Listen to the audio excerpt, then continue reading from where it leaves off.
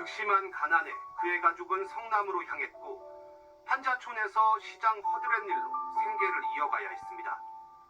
중학교 대신 공장으로 향해야 했던 소년공 이재명의 왼쪽 팔이 프레스 기계에 눌려 으스러진 것도 이때였습니다. 어린 나이 때문에 제 이름으로는 공장 취직도 할 수 없어서 남의 이름으로 공장을 다녔습니다. 프레스에 눌려서 팔이 휘어지고 독한 양품에 후각을 절반 이상 잃어버린 장애인 소년 노동자입니다. 소년공은 기어이 가난을 뚫어냈습니다. 검정고시를 거쳐 20살에 중앙대 법학과 장학생으로 입학했고 4년 뒤 사법고시에 합격했습니다. 판검사 대신 인권 변호사의 길을 택한 것, 한 선배의 연수원 강의가 결정적이었습니다. 노무현 변호사셨습니다. 하고 싶은 일을 용기 있게 해라. 변호사 내가 해보니까 절대 안 굽는다. 시민운동가 시절 성남 시립의료원 건립이 당시 한나라당 시의원들의 반대에 가로막히자 이 후보는 정치권 입문을 결심합니다. 3수 끝에 2010년 성남시장에 당선됐고 전임 시장이 남긴 7천억 원대 빚을 3년 만에 모두 갚아내면서 이름을 알렸습니다.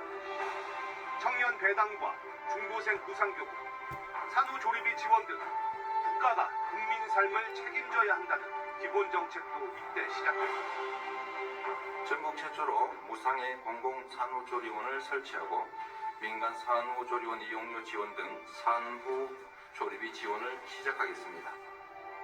2016년 광화문 촛불 집회에선 특유의 직설적 화법으로 전국 정치인으로 올라섰습니다. 이 기득권 과거의 그 나쁜 깨고 새로운 길, 희망의 길 만들 수 있습니다. 함께 싸웁시다 여러분. 감사합니다. 2018년 지방선거에선 56%가 넘는 득표율로 경기도지사에 당선됐습니다.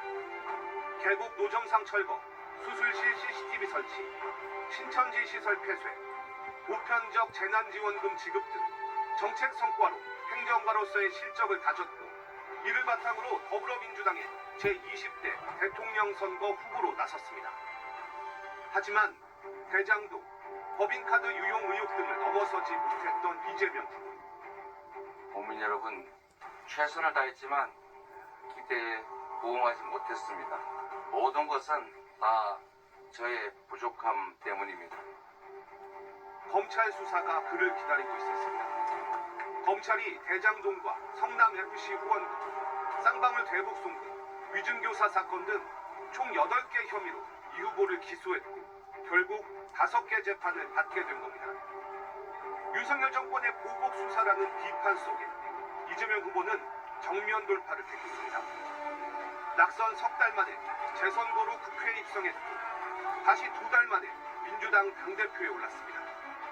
이후 흉기에 목을 찔리는 테러에 생사를 넘나드는 상황으로까지 내몰렸지만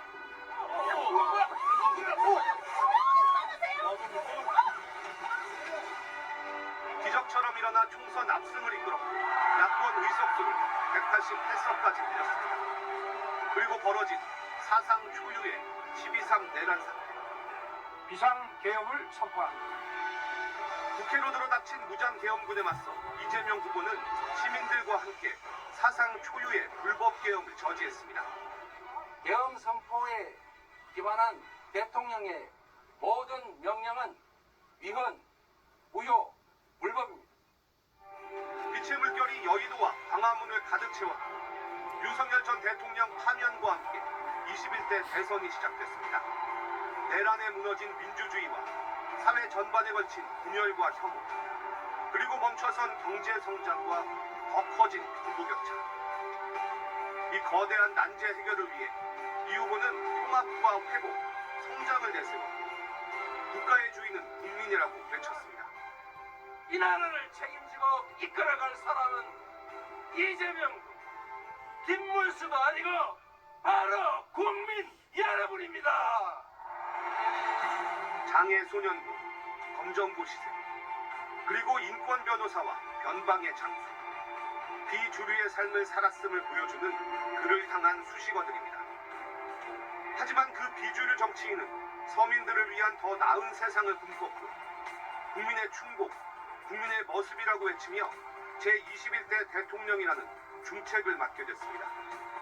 내가 하는 모든 일은 우리의 삶, 우리 서민들의 삶과 이재명의 참혹한 삶이 추억되어 있습니다. 앞으로도 여러분을 위해서, 세상을 위해서 최선을 다하겠습니다. 여러분 고맙습니다.